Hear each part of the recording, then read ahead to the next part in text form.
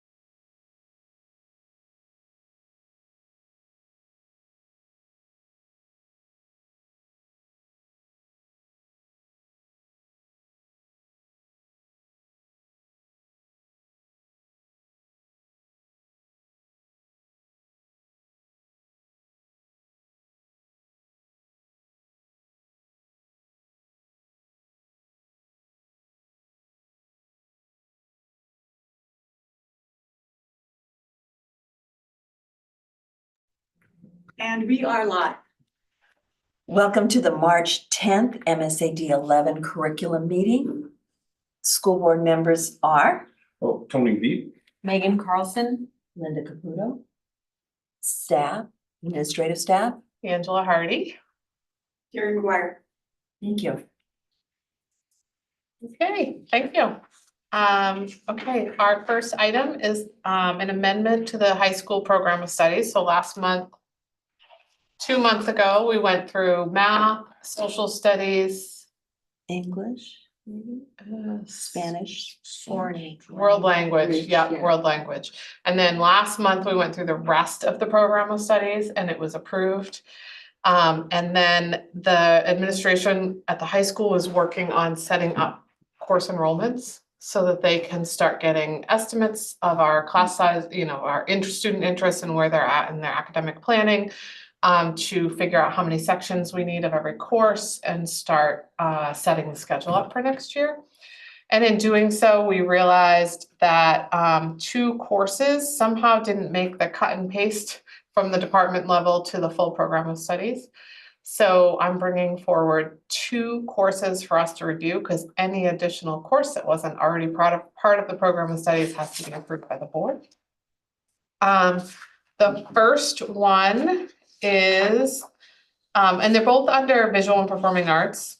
The first one is Music Theory 2. So as you can see, Music Theory was approved. It's been a course that we run when enrollment allows for it. So we have not run it this year. We did run it 1 semester last year. And the proposal is to have a second level of that course, Music Theory 2. What is embedded in the narrative but needs to actually be pulled up as a statement is a prerequisite, which is Music Theory 1. So the course description is here. It would build on their foundational understanding from Music Theory 2 to advance chord structures, cadences, non-chord tones, form, part writing, and analysis of a score. Melodic and rhythmic dictation and ear training will be important as well. And writing more advanced music compositions will be part of it. The course can't be offered unless it's in the program of studies, and the course has to have a minimum number of students to run. So our minimum number is typically 10. There's few exceptions to that depending on the type of course and the staffing and that kind of thing, but typically it's 10. So this is Music Theory. And then the second one, so you see guitar is at the bottom here. That's a course we've been running last year and this year that you approved. Approximately 14 students in every section, 1 section a semester. Last year we ran 3 sections. It was like 13, 10, and something higher than 13. And then this year we ran a section per semester with 14 each. So there is a request to support Guitar 2. And again, the prerequisite would need to be pulled up. That's the one piece that was not pulled up, and it would need to be obviously Guitar 1. And it says it in the first sentence, having completed Guitar 1 or an intermediate ability on acoustic guitar. So then it would be teacher recommendation as well for prereq. Are guitars supplied or does the student have to have, I mean, that's just a side question. I'm pretty sure the students have provided the guitars, much like they have. Oh, no, I'm sorry. Guitars and instruction books will be provided in the class as stated in Guitar 1. So therefore, although I'm sure if a student has a guitar and it Right, meets they the wanna bring their own. requirements, they can certainly bring their own in. Right. And Mr. Walker would have that conversation with them. I'm glad Right. you asked. It would just say that right there. I just Yeah. read that part. And so it's the same for Guitar 2. But it's a little more advanced. Note reading, chord recognition, reading music, standard notation, improvise over common chord progressions learned by ear. So those are the two changes. The changes near the bottom of this second page for art, for visual art, were already approved last time. So I pulled from the document that illustrates the additions. So music theory 2 and guitar 2. And they only run if course enrollment supports it, but they can't run unless the courses are in the program of studies. Now you have too many. That's okay. Tony stepped in. I was in the grocery store. In the frozen freezer. Thank you, Becky. Yeah, yeah. Shall I stay or shall I go? It's up to you. We have enough now. Your groceries are in the car, you should. Oh, yeah, Frozen. and then come back for finance. I'll do that. That's perfect. Thank you, Okay. Becky. Appreciate I you don't always go out trying. in public. But I did, because I was outside all day. Lucky you. I really So appreciate nice. it. And then it gave.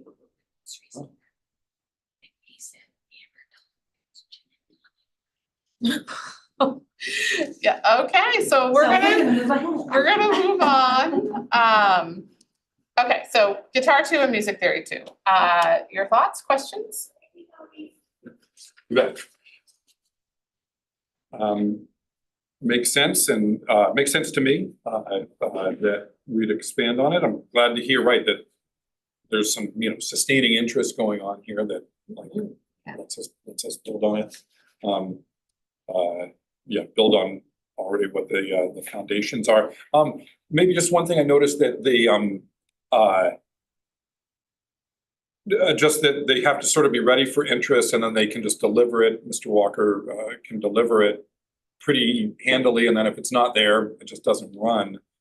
I think it's cool to have this kind of information on tap. Great, I'm glad we can use it. I'm also mindful that sometimes we've had to keep it on, kind of keep the tap shut off if it's not there. But anyway. very Yeah, cool. I do think, given that he had 3 sections last year that were sizable and 2 sections this year that are sizable, they're, especially as students enter those junior and senior year especially, right? That they end up with a little extra time and for an elective. It's a really fun, interesting, lifelong skill, Yeah, which I- right? Keeps- sure. yeah. It keeps kids focused, especially if they're taking some really hard classes. Not that this isn't hard, it's hard in a different way. Yeah. But the engagement for kids is often pretty high if they're only in it if they want to be in it, That's what we want. Yeah, so I think it's pretty cool. Very cool. So I would move that we amend the study so that the guitar 2 and music theory 2 are included. Second.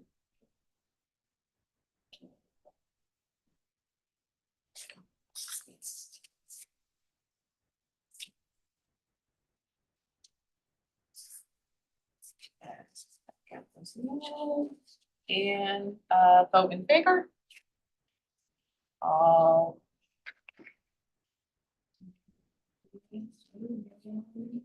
Yes. Super, thank you. Okay, the next one is a scan of the budget for curriculum and instruction and assessment. I do this every year. This is a draft, only a draft.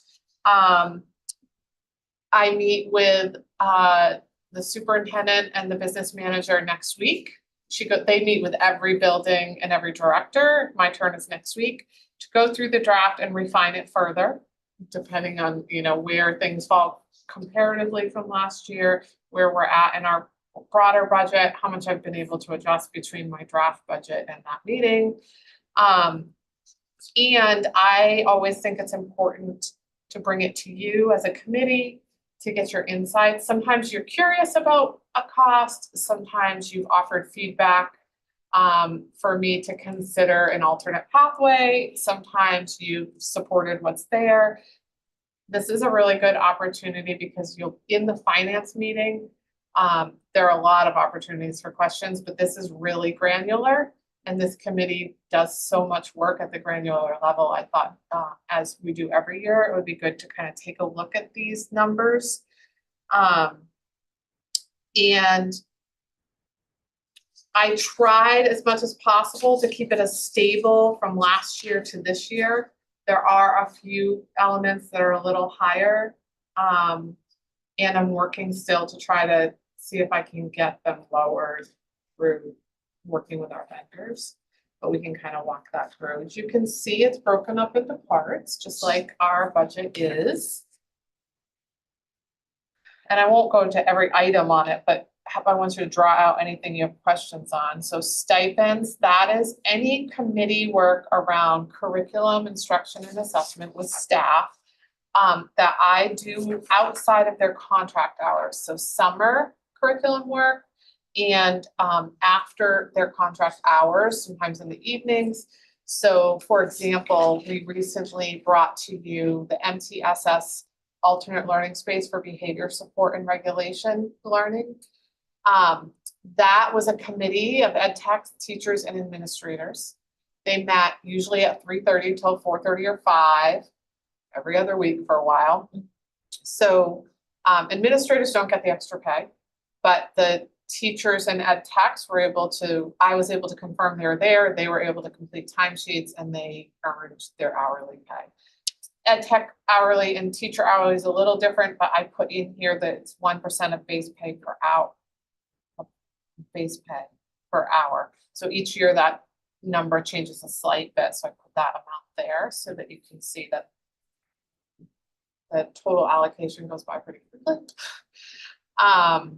And it is always used for things like designing a learning environment with the associated curriculum, or refining the social studies curriculum, or we're working on a K-12 writing scope and sequence, tightening it up and creating some rubrics and such in the secondary level. So there's going to be some work that we won't be able to get complete through the school year that I'll need a few hours in the summer to do. Teachers tend to spend some time with me to do that when they're not teaching. It means we don't pick ourselves. So that's what that is. I'd like to ask a general question. Yep. So when I see something here like Maine Math and Science Alliance. Yep. Math PD, is this something that the teachers have told you is valuable? Yeah, so the conference and curriculum development section is broken up into a few categories. The very first one is like a bucket for conference requests, like Dr. Sims today is at Title IX training because we needed a person to have that intensive training experience. And so we used it from that. Or someone's working towards their recertification and their professional goals. And so this great low-cost conference is coming up, right? So that's that bucket. And then, for example, Maine Math and Science Alliance, this year, they're working with our 6 through 12 math educators. And I get a copy of their like evaluative feedback after each session. They're working 4 sessions with this person. She's a former secondary math teacher. And so I set the goals based on feedback from the teaching staff. Then she set a plan based on her knowledge of the situation. And then after each session, we do an evaluation so she can adjust. And they're getting more and more positive each time. So as a reason, and it's honestly the first time that the secondary math team where I feel like the results were really positive compared to some other trainings that we've needed, but might not be as appreciated. So my question was, I see that you see the need, and I just wanted to make sure that teachers also think these are valuable trainings. That one in particular, they do have input. They have had input. Responsive classroom, I really want that district-wide because we haven't done it in a long time and we can't afford it. So we have 7 to 8 teachers per grade level. Just for 30 teachers, that's their max on their training. So that's 4 grade levels. It's at a minimum $25,000 for training. And it takes up all of our August training days. So we can't do anything else. We can't set up our classroom, have staff meetings, have a district meeting, right? We can't, with that, and I would need twice that to get everyone retrained. So instead, I'm trying to be creative and identify based on based on their professional goals, which is set by their own desire to grow against the teaching standards and or feedback they're getting through their evaluation process. Identifying 10 people starting at the elementary level who can attend a regional training at $260 a person. So that costs less than $3,000. I'm getting 10 people. I'm not spending $30,000 or $50,000 on something. And because we have people that have had the training historically along quite a while ago, there's enough understanding of what the training can offer that there can be some ongoing support, which is really what matters when you're trying to implement something you're learning about. So for example, learning without tears handwriting training. So I've been here 8 years and we haven't had handwriting training other than our occupational therapists have 3 times offered handwriting training, which has been great. However, they're providing training specific on grip, posture, specific tricks that can really help students master the art of handwriting. Learning without tears then says, this is how you use these instructional tools to do this sort of in a consistent, ongoing manner. And probably people haven't had that in 12 years. And it feels like, because especially lately, research is becoming more evident and prevalent around the impact that handwriting has on being able to learn to read and write. Not just write, but reading. The connection in your brain around handwriting, actual reading, and then of course writing. So are we talking printing or cursive or both? Both. So some of second grade teachers, depending on where the kids are, and third grade teachers will have cursive training, and everyone else will have handwriting. Pre-K, it will be a little more, there's stages in pre-K, then K to 2, and then 2 to 3 with cursive. And the training is actually super economical compared to other training people. I think if it correlates with reading, then it's a done deal. Right, and it's like we've been doing and what I'm hoping is occupational therapists will be able to attend. So then any follow-up they continue to do, which is excellent, will be even more closely tied to the way Learning Without Tears has, so that the teachers have more of an opportunity to make that direct connection, and feel more supported. So I'm actually really excited about that.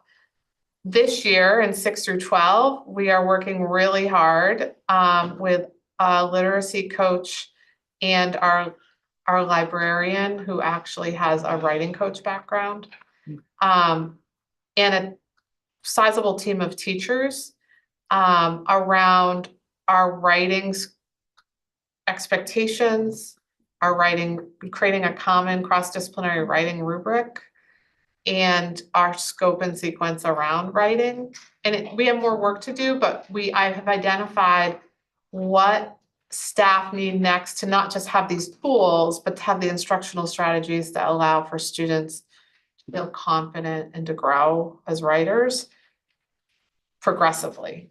And so we've spent a long time trying to figure out how can we accelerate that learning for staff and do so in a cohesive way for students, so it doesn't feel like they're going one class with writing this way, and one class with writing this way, and one class with writing this way. So we've tried something called the RACES model, RACES. It's almost like a graphic organizer about how you organize your information, and then you turn it into a response, short answer or essay based, at the middle school. As one of the avenues, and it's been really successful. The structure has really helped students and staff And what we want to do is really build off that with the research around writing, but again, not like end up in all these directions, because that's a lot for a student to go through the day experiencing. And ultimately, it's become very clear we really need to develop our students' communication through writing. So I was able, through the International Dyslexia Association, identify this gentleman, he's a professor in Georgia, Dr. Brennan Chandler, and he's this K-12 expert in writing instruction. And the last handful of years, he's really focused on grades 4 through 12. And he is probably one of the most dynamic, smart, accessible people, and he's so happy to do the work with us at, honestly, at a really reasonable cost. For we would have him for the entire year. So he would be not just on site in doing the work with our staff in person where it matters most, August and October, but he'll actually be in classrooms. He'll get to model instruction, he'll get to give feedback to teachers. He'll do virtual during their common planning time. He'll do discipline-specific virtual meetings. So the science teachers will get a very specific writing, but tied to our overarching goals and agreements. Social studies will get a different one, right? Writing like a historian. And then it will also be differentiated middle school to high school so that it develops progressively. And we're gonna build in a bridge of having some of our elementary instructional coaches and a few of our elementary instructional leaders at the upper elementary level join parts of the training so that they can see how their writing and resources connect. And so they also can project where students need to be. Because once you understand your space, but then know where students have to develop next, it's easier to differentiate and support kids. Target them. Yep. And by using some carryover from Title II that we had planned to use this year, but the access to the training became limited. So I'm trying to hold it. So we're using federal dollars instead of local dollars to reduce the impact on the local budget. So trying to be creative and also really purposeful and not just do like one day this person comes and one day this person comes, right? Because those people forget. There's no follow through. There's a lot of competing priorities in our lives, and we need the consistency and the coherence and the ongoing support. So I'm trying to only pick things that's going to offer that. And consistent language is really important. Yeah, and that's the other thing we're excited that he's really gonna help around that point. He's really selective of the school districts he works with because he only has so much time. And he prefers an ongoing connection because that's where you actually can see the difference. And then he becomes more effective, right? Because then he can see that there's actual growth in student writing. He loves Maine, so That's a that cool helps. job. It's a really Yeah. cool job, and it works around his higher ed schedule. It can, our academic calendar works. Wow. So that's just trying, I mean, that's a longer way of answering your question, but I am trying to be really careful and purposeful around what we select.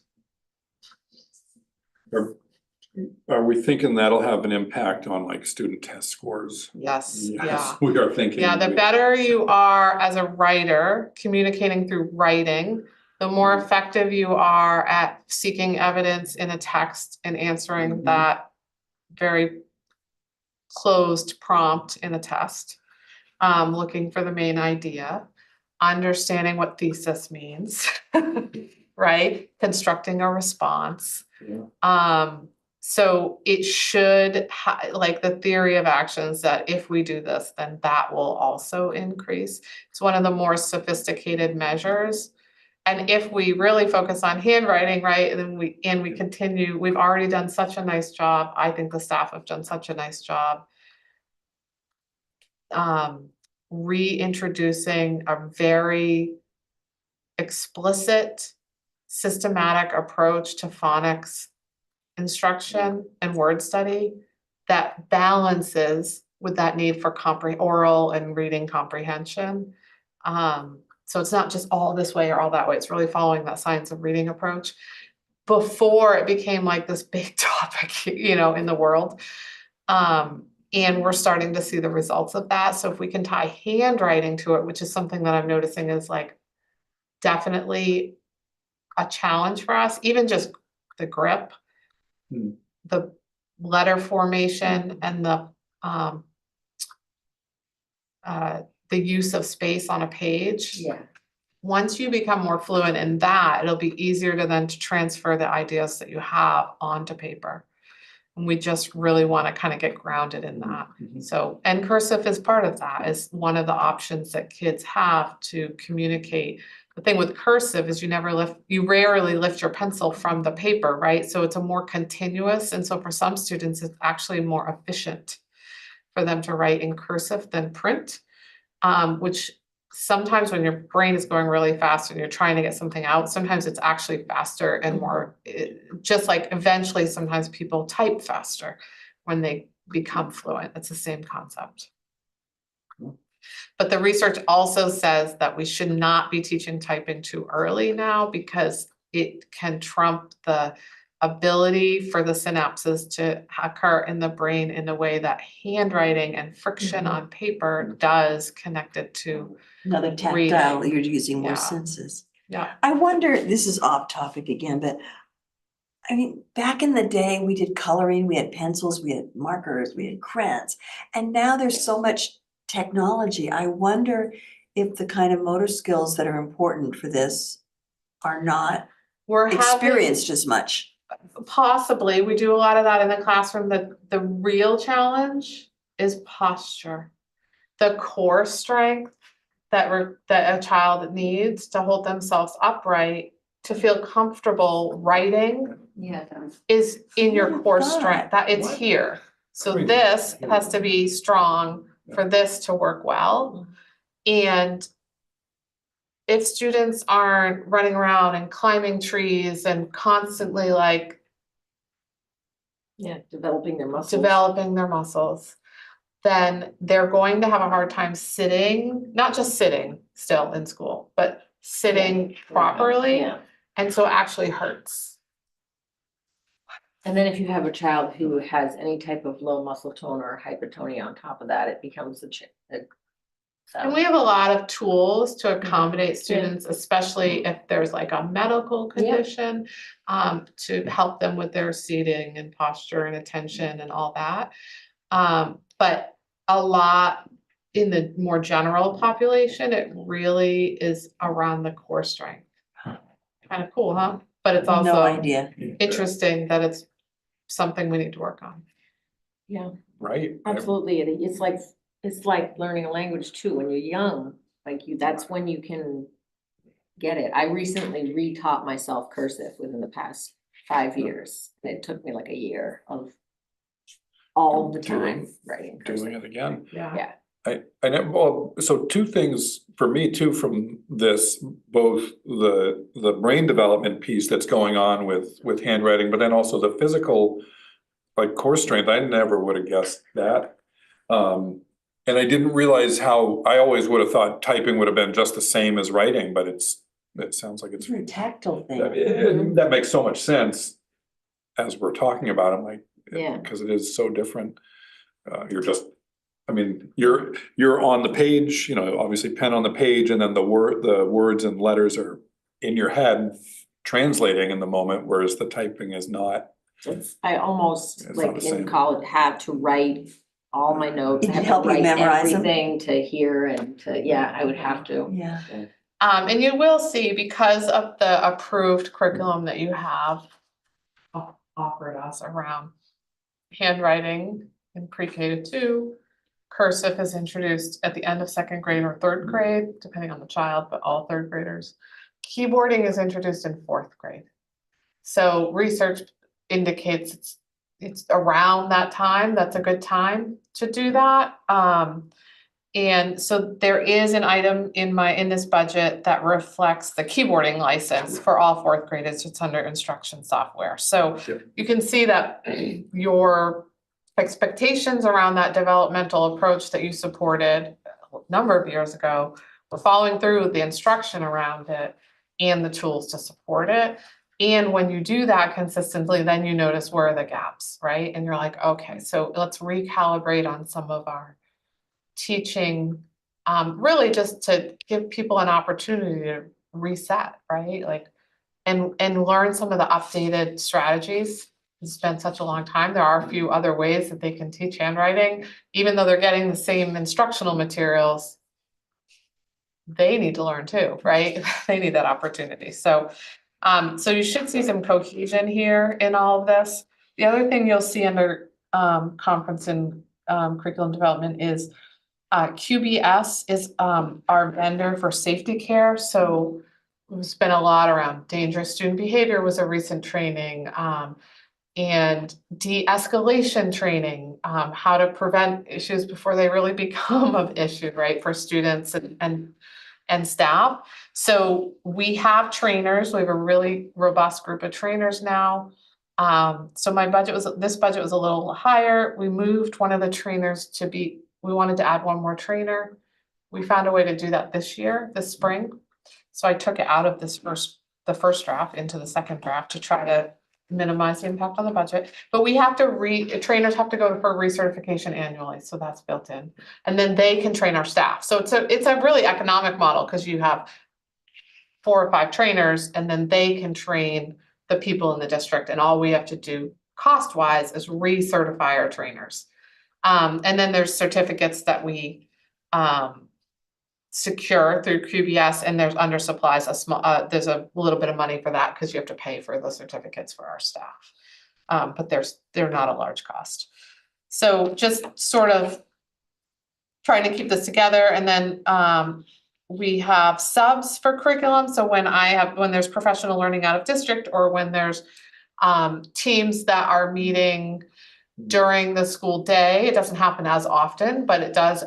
We secure subs that comes out of this line instead of our general sub line, like instead of coming from sick pay or something, right? It's coming from the curriculum line.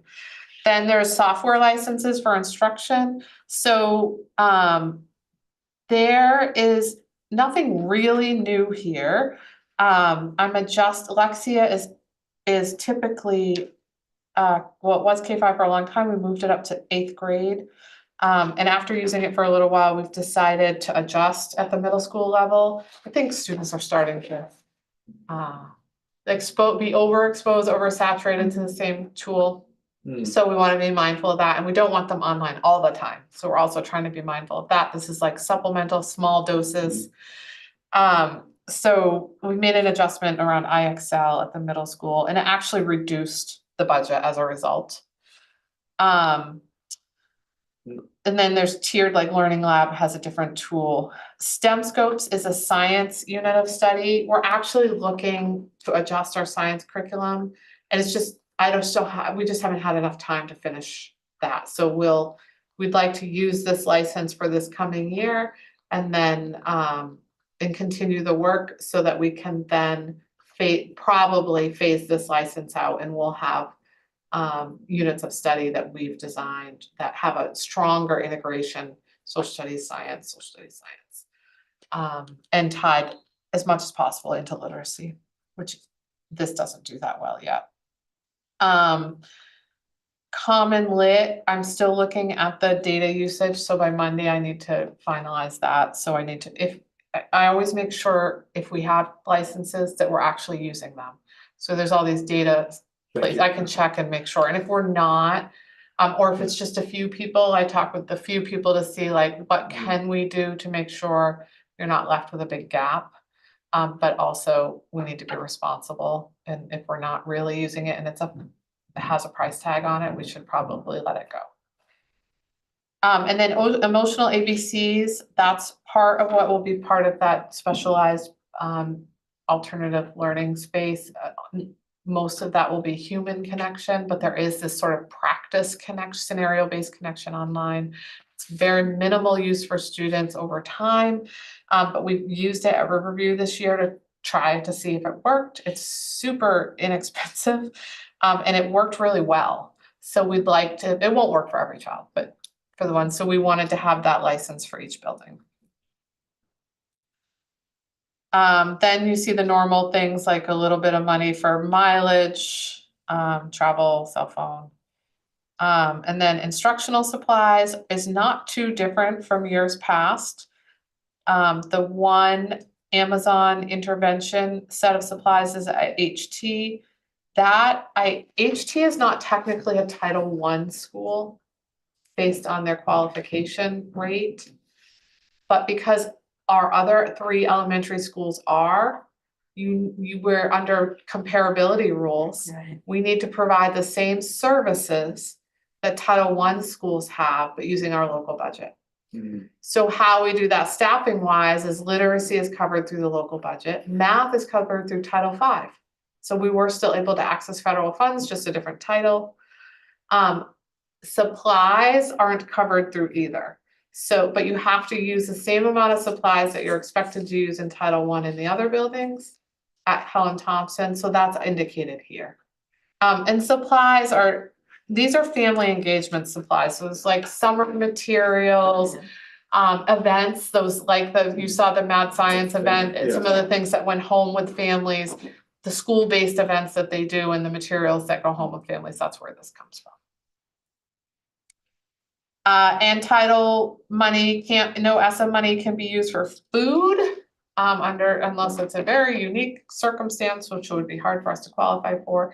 We don't use a lot of food, but sometimes, we offer pizza. Yeah. Because people are coming during dinner hour, or we do a little breakfast thing, because we integrate it when they drop their children off, and they often can go to work like an hour late, or they work at night anyway. And so we do try to do that, and it has to come from a local budget. So it's very minimal. It's like 600 for the whole year across 4 schools. So it's very minimal.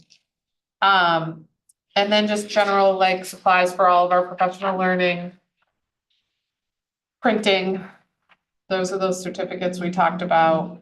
And there's a small amount, 1,760 for replacement of UFly manuals. That's a phonics-based program. We have pretty much what we need, but we're expecting 1 extra classroom, so I need to buy that. Sometimes one goes missing, rarely, but sometimes, so I try to take that into account. And then UFly, it's out of Florida. They have just adapted an Australian-based word study program that aligns with UFly. UFly is really K-2, and the word study program is 3 through 5. And while we have some word study in our collaborative classroom, we're finding that it's our weak point. And what I find fascinating is the teachers love UFly. It's a explicit, systematic, phonics-based instruction, but the way you teach it and the way kids respond to it, they love. And there's a million Facebook pages, and the researchers are often found on it because they love it. And it's really accessible. It's really easy to talk with families about it, which is important. And so we'd like to this is built in, and it's super cost effective. Like, it's a one-time purchase for the manual. We don't ever have to purchase them again unless we lose a couple, right? So it's $80 a classroom. That's not per child, that's just per classroom. Everything comes with it, the presentation materials, the copying materials, the instructional sequence. And our instructional coaches would work over the summer to make sure it's really tied closely to the vocabulary component of our literacy program. That's my question. What does make word sure they tie study, together. what does word study mean? Is that It's vocabulary? like how we used to teach spelling. So it's the new version of spelling, grammar, and then how that connects to building your vocabulary. But it's not just like memorize these words and know their definitions. And it's not just memorize these words and spell them properly. It's the actual study of how the language is developed over time, the morphology. And when students understand it, their fluency increases. So like root word, like root, Yeah. like cap meaning head or something, Yeah, that kind of thing. prefixes, suffixes, but in a systematic way that grows from 3 through 5, plus adding the grammar component right into it too. Wow. And teachers feel comfortable with the way U Fly tends to approach this work. And it's not exactly a comfort zone for everyone, just like math is not exactly a comfort zone for everyone. Grammar and word study is not exactly a comfort zone for some people. But the way in which they present and help you learn, we have seen more traction because it's more comfortable, and more traction means kids are learning more and more effective. So again, trying to figure out what is the most research-based, most teacher-friendly, will create the most positive experience for students with limited technology and ties to what we're already doing, not just adding on, and economic. And then, just as you can see here, some professional books, a few memberships, mostly to like the instructional coaching cohort and the math programming, the scheduling software, the assessments we use, we have to pay for those a lot of times. So those are all in here. We're shifting from early bird literacy and dyslexia screener because they were bought out by another vendor. It's not working as well under the new vendor. Teachers are getting frustrated. I'm getting frustrated. And I want it to be a positive experience, and we need the data. So we've been researching another one. I'm still honestly working out a quote, so this is an estimate. We're hoping to have that secure pretty quickly. And if I can get it even lower, I will. And then the 21st Century Community Learning Grant that we, in project we have with the Boys and Girls Club. That is a 5-year, now it's, what used to be 5-year commitment, now it's 4-year commitment. They are still qualified, so annually through the 4 years, I think there's 1 more year left in this cycle. We support the transportation, but it falls under this because of the 21st Century Grant. So that's in there, that's an annual, we've been doing that for, I don't know, 15 years. Lots of, over 100 kids go there every day. And then there's a few items in here around the school budget that I organize, but they actually show up in the school budget, but I just thought you'd like to know. Because they're related to curriculum.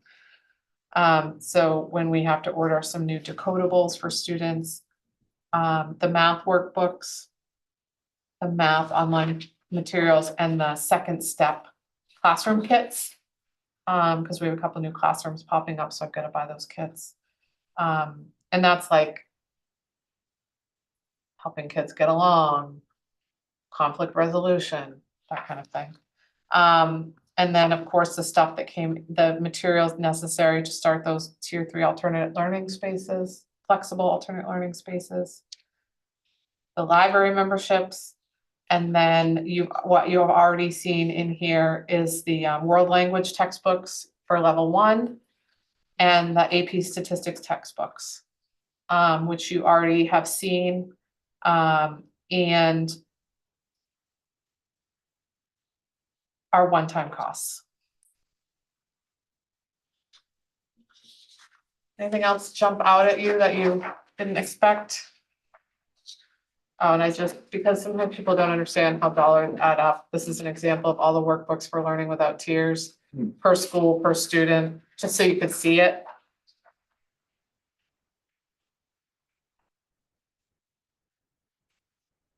And we don't need a vote. I was just trying to get feedback, anything that stuck out at you. Because I will also be asked to refine this next week. And then, of course, through the budget process that we all go through together.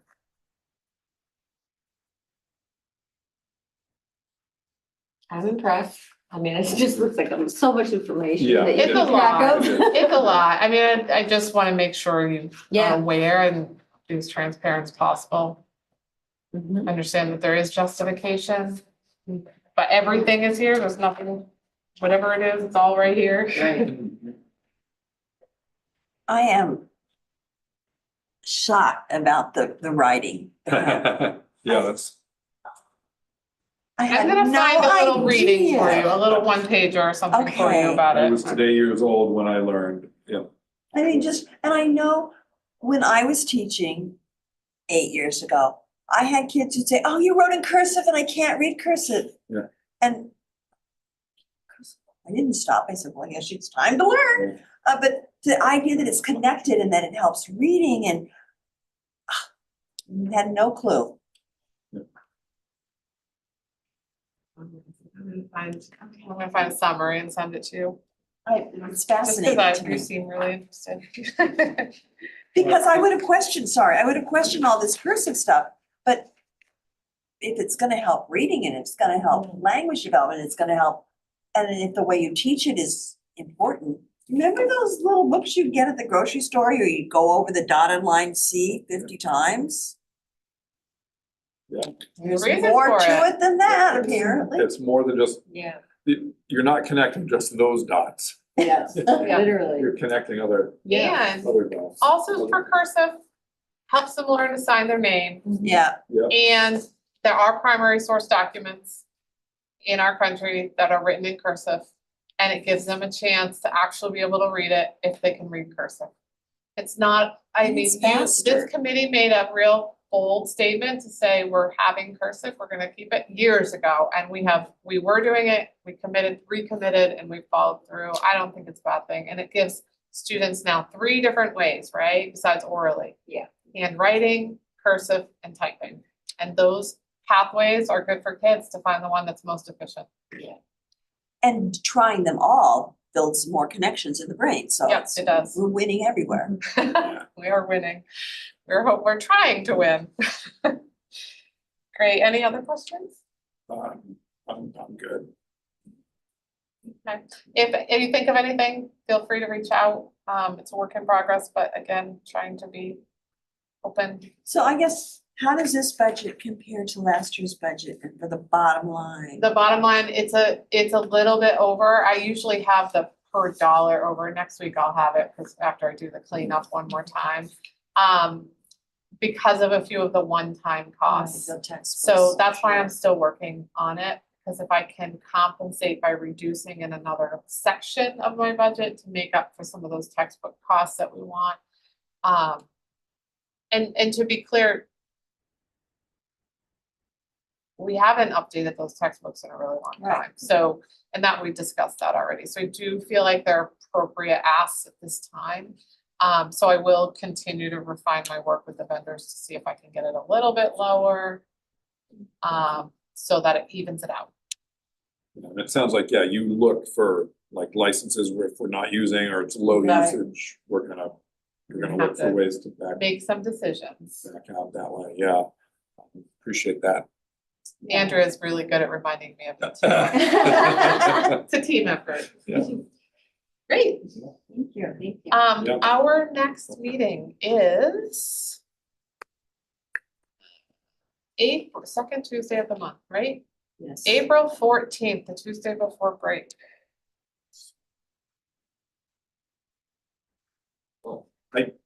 I did have one other thing, just an observation, maybe I said it the last time I was here, but I keep thinking about it, how much I appreciate the work you do and the work of the research that's there and how teachers time the curriculum for optimal student development, like when kids are ready and they do it Developmentally appropriate. developmentally appropriate. And I think this sounds like they're doing like all the right things, that like we're looking at when kids are generally gonna be ready. And I think that there's a lot of wisdom in that, and I appreciate hearing it. I heard it That it's throughout this- research based. And it's research based, yes, it's like tied into a lot of depth on why we're doing it this way. And I appreciate hearing why we're doing it this way. And we do think our writing, especially grades 5 and up, needs to be more sophisticated than it currently is. So that's the other reason why we really have been starting to hone in on that and figure out, well, what is the barrier? Yeah. What is the barrier that's as a result of early elementary? Not the person, but like the system's Yes. approach to teaching. And then what is the barrier in that adolescent age? And that, I mean, I think some of this is unlocking that and we're making changes. Unfortunately, it takes a little while for those changes to show up in those tests, but we'll get there. Yeah. Awesome. Yeah, thank you. I appreciate that comment. Anything else? Okay, 4:38. Thank you, everyone. Tony, thanks for coming over.